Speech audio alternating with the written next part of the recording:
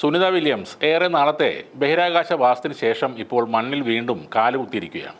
ഗുജറാത്തിലെ ഒരു ഗ്രാമം അവരെയും കാത്തിരിക്കുന്നു എന്നാണ് ചില മാധ്യമങ്ങളിൽ വരുന്ന വാർത്തകൾ.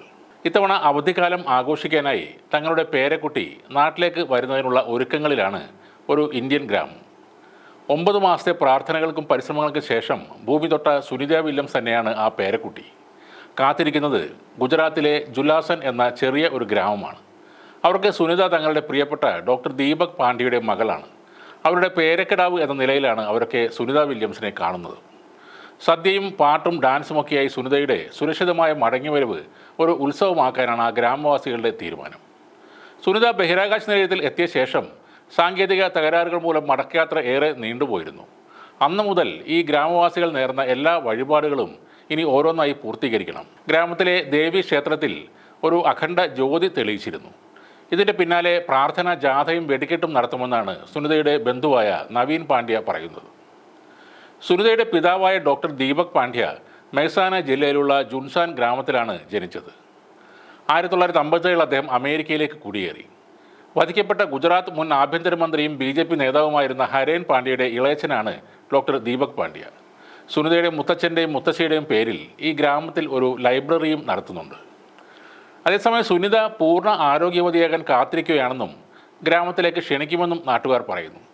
2007 റെക്കോർഡുകൾ ഭേദിച്ചുകൊണ്ട് ആദ്യ ബഹിരാകാശ യാത്ര നടത്തിയ ശേഷം സുനിത ജുലാസനിലേക്ക് എത്തിയിരുന്നു. അന്ന് ജനങ്ങൾ നൽകിയ വലിയ സ്വീകരണ ചടങ്ങിൽ അമേരിക്കൻ പൗരത്വമാണ് എനിക്കുള്ളതെങ്കിലും ഞാൻ ഇപ്പോഴും ഇന്ത്യയുടെ പുത്രിയാണ്, കൂടാതെ ജുലാസൻ്റെ പുത്രിയാണെന്നും സുനിത പറഞ്ഞ കാര്യം ഗ്രാമവാസികൾ ഇപ്പോഴും ഓർമ്മിക്കുന്നുണ്ട്. സുനിത സുരക്ഷിതമായി ഭൂമിയിൽ തിരിച്ചെത്തിയതിൽ അതിയായി സന്തോഷിക്കുന്നുവെന്നും അവിശ്വസനീയമായിരുന്ന നിമിഷമായിരുന്നെന്നും സഹോദര ഭാര്യ ഫാൽഗുനി പാണ്ഡ്യയും പറയുന്നു.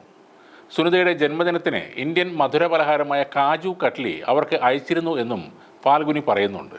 അടുത്തിടെ ഉത്തർപ്രദേശിലെ പ്രയാഗ്രാജിൽ നടന്ന മഹാകുംഭമേളയിൽ തങ്ങൾ പങ്കെടുക്കുന്നു എന്ന കാര്യം പറഞ്ഞപ്പോൾ സുനിത വളരെയധികം ആകാംക്ഷഭരിതയായെന്നും എല്ലാ കാര്യങ്ങളും വിശദമായി പറയാൻ ആവശ്യപ്പെട്ടെന്നും ഫാൽഗുനി പറയുന്നു. കുംഭമേളയ്ക്ക് പോയതിൻ്റെ ചിത്രങ്ങൾ അയച്ചു തരാൻ സുനിത സ്പേസിൽ ആയിരുന്നപ്പോൾ ആവശ്യപ്പെട്ടെന്നും സഹോദര ഭാര്യ അവകാശപ്പെടുന്നുണ്ട്. ഇന്ത്യയുടെയും ഇന്ത്യക്കാരുടെയും സ്നേഹത്തെക്കുറിച്ച് സുനിതയ്ക്ക് നന്നായി അറിയാം. എനിക്ക് ഉറപ്പാണ് സുനിത ഇന്ത്യയിലേക്ക് വരുമെന്ന്. എപ്പോൾ എന്നത് മാത്രമാണ് ഇനിയുള്ള വിഷയമെന്നും ഫാൽഗുനി പാണ്ഡ്യ പറയുന്നു. ആ ഗ്രാമം ഇപ്പോൾ ആഘോഷങ്ങൾ ആരംഭിച്ചു കഴിഞ്ഞു. ഡാൻസും പാട്ടുമൊക്കെയായി അവിടുത്തെ നിഷ്കളങ്കരായ ജനങ്ങൾ സുനിത വില്യംസിൻ്റെ ഭൂമിയിലേക്കുള്ള തിരിച്ചുവരവ് വലിയൊരു ആഘോഷമാക്കി മാറ്റുകയാണ്.